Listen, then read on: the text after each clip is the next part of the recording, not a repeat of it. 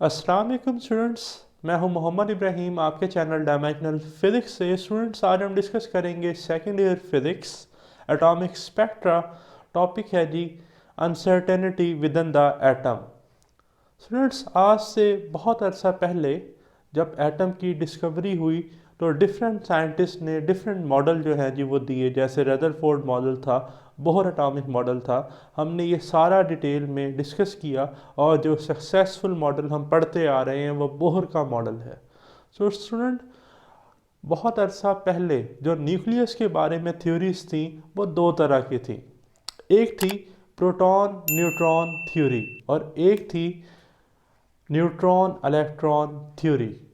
तो student, neutron electron theory जो थी न्यूक्लियस की वो फेल हो गई, ठीक। और अब हमें पता है कि न्यूक्लियस के अंदर जो न्यूक्लियॉन्स हैं, जो न्यूक्लियस के अंदर रिहायशी हैं, वो प्रोटॉन और न्यूट्रॉन होते हैं। तो सक्सेसफुल थ्योरी है proton neutron theory.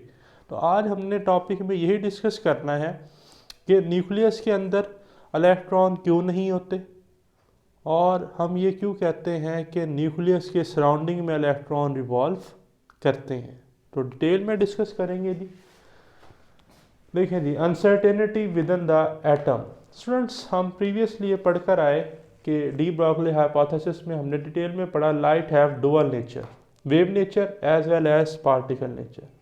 Students, in 1927 Warner Heisenberg give uncertainty principle और उसकी स्टेटमेंट थी कि the product of uncertainty in position and uncertainty in momentum is equal to the Planck's constant, या at a same time we can not measure position and momentum simultaneously with perfect accuracy। हम एक ही वक्त में position और momentum एक साथ कभी भी कैलकुलेट नहीं कर सकते एक्यूरेसी के साथ, ठीक। तो बिगनिंग ऑफ एटॉमिक स्ट्रक्चर के शुरू में we have two theories about nucleus. Nucleus के बारे में क्या थ्योरीज थी? दो थ्योरीज थी, जैसा कि मैंने स्टार्ट में बताया, इलेक्ट्रॉन प्रोटॉन थ्योरी और एक थी न्यूट्रॉन प्रोटॉन थ्योरी। अब स्टूडेंट, जो थी इलेक्ट्रॉन प्रोटॉन थ्योरी, ये with the passage of time क्या हो गई जी? फेल। क्या हो गई स्टूडेंट? फेल, ठीक है। बट न्यूट्रॉन प्रोटॉन थ्योरी जो है ये एक्यूरेट थ्योरी है और बोहर एटॉमिक मॉडल को हम सक्सेसफुली एक्सप्लेन करते हैं जब हम किसको डील करते हैं? न्यूट्रॉन प्रोटॉन थ्योरी को। तो सबसे पहले है जी कि case 1, electron lie inside the nucleus. अब ये एक क्वेश्चन आप इसे कह सकते हैं कि क्या इलेक्ट्रॉन न्यूक्लियस के अंदर लाई करता है? तो ये मैंने लिया है जी न्यूक्लियस। क्या लिया है? न्यूक्लियस। न्यूक्लियस में ये इलेक्ट्रॉन है, ये क्या है जी? प्रोटॉन है। मान लें कि इस वक्त इसमें इलेक्ट्रॉन है, ठीक है जी। और जो इसका डायामीटर है न्यूक्लियाई का वो कितना है? 10⁻⁻14 मीटर। एमसीक्यूज के लिए याद रखिएगा। अब students, from equation 1 Heisenberg uncertainty principle, delta X dot delta P is equal to H. So delta X dot, अब मोमेंटम को लिख सकते हैं P is equal to M V. P is equal to M V. So delta P is equal to M delta V। तो ये इधर put कर दिया, ठीक है जी। तो यहाँ से स्टूडेंट मुझे चाहिए डेल्टा V, तो मैं m डेल्टा x को इधर डिवाइड कर दूंगा तो डेल्टा V आ गया h/m डेल्टा x। अब प्लैंक्स कांस्टेंट की वैल्यू पुट करते हैं जी, 6.63 multiply by 10⁻⁻34। Mass of electron 9.1 multiply by 10⁻⁻31 kg। और डेल्टा x जो है वो है जी डायमीटर ऑफ न्यूक्लियाई 10⁻⁻14। तमाम वैल्यूज़ को पुट किया, सॉल्व किया, तो मेरे पास जो स्पीड का आंसर आया इलेक्ट्रॉन की वो कितना आया? 7.3 मल्टीप्लाई 10⁻10। अब गौर करें ज़रा इस पावर पर, 10⁻10। स्पीड ऑफ लाइट कितनी होती है स्टूडेंट? स्पीड ऑफ लाइट तो होती है 3 मल्टीप्लाई बाय 10⁸।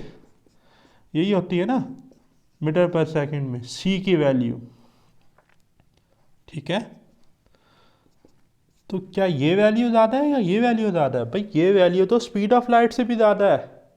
तो हम तो पढ़कर आए हैं आइंस्टाइन के पास्टुलेट्स में कि speed of light is a universal constant, speed of light से ज़्यादा तो किसी पार्टिकल की, किसी भी चीज़ की रफ्तार नहीं हो सकती। तो रिजल्ट्स क्या है जी कि delta V is greater than C, it is impossible, ये तो पॉसिबल ही कभी भी पॉसिबल नहीं है। So electron does not lie inside the nucleus, electron कभी भी फिर न्यूक्लियस के अंदर नहीं रहेगा। ले जी मैंने इलेक्ट्रॉन मिटा दिया, ठीक है। तो ये जो थ्योरी थी इलेक्ट्रॉन प्रोटॉन थ्योरी, ये फेल हो गई।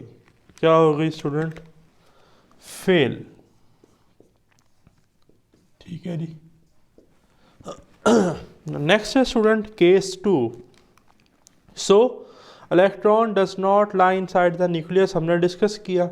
अब एक ही पॉसिबिलिटी बनती है किसकी, जो कि मैंने थ्योरी बताई थी आपको, प्रोटॉन न्यूट्रॉन थ्योरी, ठीक है जी। तो अब आप देखें उसके अकॉर्डिंग न्यूक्लियस में प्रोटॉन न्यूट्रॉन है तो इलेक्ट्रॉन को कहाँ होना चाहिए? Outside the nucleus. तो अब टॉपिक ये क्या है जी? Electron lie outside the nucleus. तो अगेन फ्रॉम इक्वेशन 2, इक्वेशन 2 ले लीजिए हमने, ये देखें equation 2, delta we is equal to H over M delta x हमने पुट कर लिया। अब डायग्राम में क्या है? ये न्यूक्लियस है, अब हमें पता है न्यूक्लियस में क्या है? Proton neutron. अब हमने चेक करना है कि आउटसाइड द न्यूक्लियस क्या इलेक्ट्रॉन है। तो बोहर के ऑर्बिट में तो हमने बड़े डिटेल में पढ़ा कि इनकी ट्रांजिशंस करवाई, फोटॉन रिलीज हुए, तो यस करते हैं।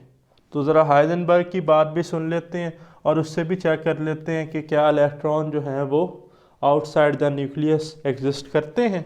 तो देखें delta we is equal to H over M delta X, H Planck's constant value put कर दी, मास ऑफ इलेक्ट्रॉन की वैल्यू पुट कर दी। अब आ जाए डेल्टा एक्स पर। डेल्टा एक्स कहाँ से आया? स्टूडेंट हाइड्रोजन एटम की बात की जाए तो बोहर का जो एटॉमिक रेडियाई का formula for first orbit, radius कितना होता है? 0.053 नैनोमीटर, नैनो 10 टू पावर -9। तो अगर मैं इस डेसिमल को इधर शिफ्ट कर दूं 5 के बाद, तो सिग्निफिकेंट फिगर्स यूज़ करते हुए मेरे पास वैल्यू आ जाएगी 5.3 multiply by 10 to power -11 metre. तो ये है जी हमारे पास अब change in position delta X, जैसा कि मैंने इधर लिखा हुआ भी है 5 मल्टीप्लाई 10 टू पावर -11 मीटर। तो ये हमने इधर पुट कर दिया, सॉल्व किया, तो आंसर आया हमारे पास 1.46 multiply by 10 to power 7 metre per second. और स्पीड ऑफ लाइट कितनी थी? 3 multiply by 10 to power 8 metre per second. तो भाई 7 वाली पावर ज़्यादा 10 की या 8 वाली? तो आप कहेंगे 8 वाली। तो यहाँ से रिजल्ट ये मिला कि delta we is less than C. It is true कि स्पीड ऑफ लाइट तो यूनिवर्सल कांस्टेंट है, तो इलेक्ट्रॉन स्पीड ऑफ लाइट से कम स्पीड से ट्रैवल करेगा। So electron exist outside the nucleus within the atom, और इलेक्ट्रॉन रिवॉल्व करता है सर्कुलर ऑर्बिट में outside the nucleus according to Niels Bohr atomic model, हमने डिटेल में डिस्कस किया। तो ये था जी हमारा आज का सिंपल सा टॉपिक। मिलते हैं इंशाल्लाह नेक्स्ट वीडियो के साथ। अल्लाह हाफिज़।